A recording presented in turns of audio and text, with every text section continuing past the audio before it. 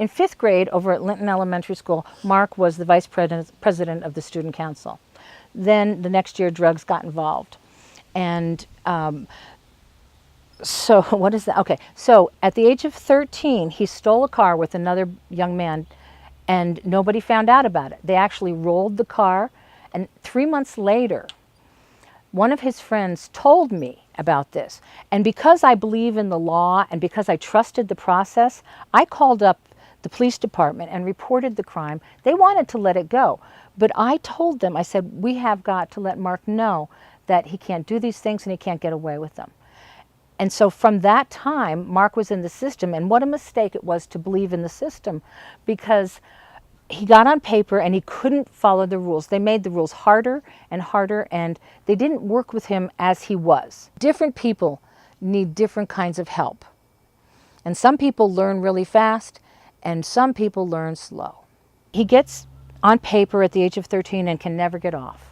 I mean, it's just mistake after mistake. You know, he didn't show up for this on time. He smoked pot. This is the kid that Mark is. He was in his class, and he was late to class. He'd just come from lunch, and he had his soda with him. His teacher walked over, threw the soda in the trash, and said, "We don't allow drinks in the classroom."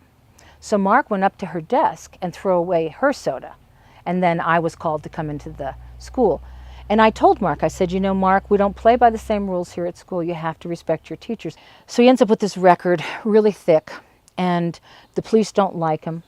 And so the court throws this thing at him, and he ends up being convicted for this crime, and he's put in jail. There is no proof. There's 2 people in masks and clothing, and they don't know, and 2 people are already in jail convicted for that crime, and they tried Mark. The only evidence they have is this meth guy who wore a wire in the jail, and Chase, who was one of the guys who got convicted, said, was talking, oh yeah, Mark and I did this, but it's the worst tape in the world. And Chase later comes back in the courtroom and says, I only said Mark was there because I wanted some street clout. There is no physical evidence. There are 3 people who said that he was not there. 3 people who were at the sites of the robberies, because there's a part where the mask comes off, but there's no video. And they say it wasn't Mark. There was this other guy, Tristan and Chase, and they admit it. But we're appealing it, and we have a great appeals case. I've talked to Andy. I'm hiring Lee Christensen to take on the case. I'm putting a second mortgage on our house to pay for it. And that's not easy right now, because my husband's in home hospice right now. I am not spending this money just for my son, although for my son I would do it. I'm spending this because what the jail is doing is so wrong, and they do it to so many people, that somebody has to stop them. My son needs a way to do his legal work. And some of it is filing grievances against the jail and the people at the jail, and also the people at the shelter that colluded with his PO to make him homeless because he wasn't a Christian. And at the time, Jim Carmack was the guy who was in charge of it. And Jim and the PO were really good friends, and they wanted Mark. And so Mark made it easy for them because he doesn't pretend to pray. That shelter has a right to say, you have to believe in Jesus. I believe they have, because it's private. They have a right to do that. But when the PO gets involved in it and says, let's make Mark homeless so I can arrest him and put him in jail, that's a crime. And so he's getting mail from the courts in Denver, and they are not supposed to open that. And yet it's coming to him opened. There's also a rule that they're not supposed to have tape. Inmates are not supposed to have tape. But his letters are taped shut.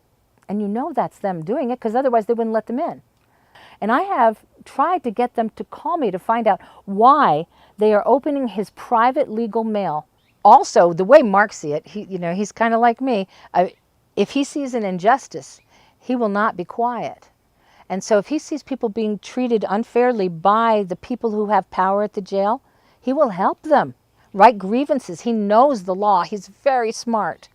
So he's segregated in this pod where he can't have contact with other regular inmates. And I went to talk to Lieutenant Ramirez, and I also met with Lieutenant Bellinger and Captain Palmer.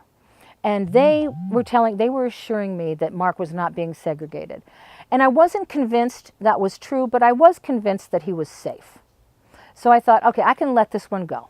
I'm not going to make a big deal out of this because my son is safe. And he, you know, it's not a college dorm. You don't get to have everything you want. But then they gave him, they took away, for his filing, he needs lots of printing paper and stuff like that. And they said he couldn't have that anymore. It was costing too much money. And he asked them, how am I supposed to do my legal work? And he said, well, you can have a flash drive. Captain Palmer said, you can have a flash drive. Well, you know what? They don't have flash drives for sale at the commissary, right? So Mark asked me to pick up a flash drive and take it to Captain Palmer. When I took the flash drive with the receipt in the package to the jail, they said, we don't know anything about this. And I said, well, can I talk to Captain Palmer, please? So they said, no, you can't. And he wasn't there for like 10 days. Finally, somebody got in touch with him. It takes a long time to make anything move there. And they gave him the flash drive. And then they gave him a computer. And they told Mark, this computer is inmate proof. Of course, they wouldn't give him a computer that wasn't inmate proof, but they did. They gave him a computer that had a camera on it, and he was taking selfies on it. And so they found out about that, and they confiscated not just the selfies, but the flash drive that they don't own, and with all his 500 pages of legal work, and the computer, and they won't give back. We need that flash drive back. They can, if they want to keep his selfies, they're welcome to them, okay? But I need, and he needs, that legal paperwork that he's filing against them, and they won't give it back. For the past at least 10 days, I have tried everything to contact anybody at the jail.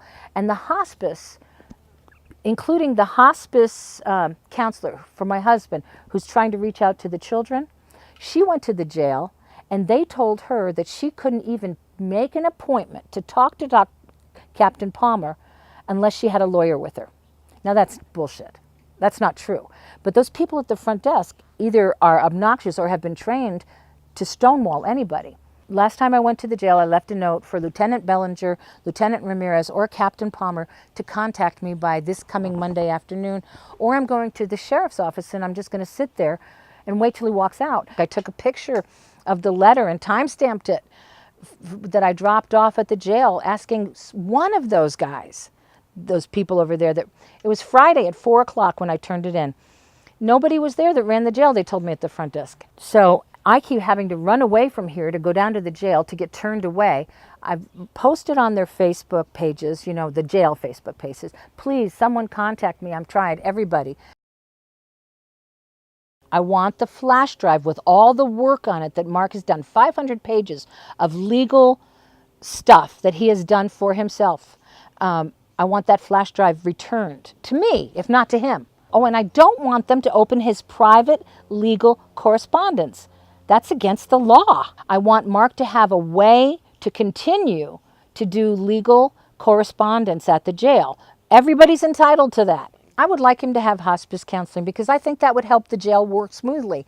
The more support people have during these tough times, I'm not asking for any favors. I'm asking for humanity.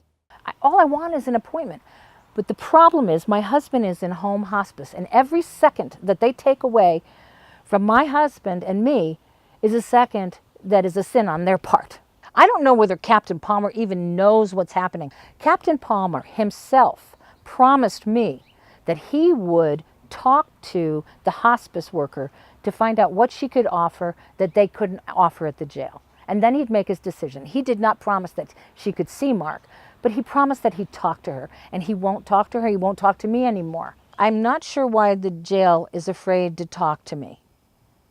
And I don't want them to be, because I am on the same side. I believe in law and I believe in rights.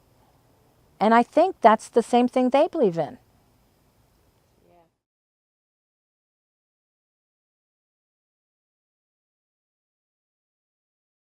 I have this incredible letter that Mark wrote that's probably the most sincere thing that I've ever heard him say in his life, that he wrote to his dying father. And he didn't write it thinking that I would be talking about it. All he wanted me to do was read it to his dad. But in that letter, he apologizes for not being a better son. And he apologizes for all the times that he hurt his father. What he said in this letter to his father, that it doesn't matter if he goes to prison or not, because wherever he's going to go, he's going to do good things in the name of his Father.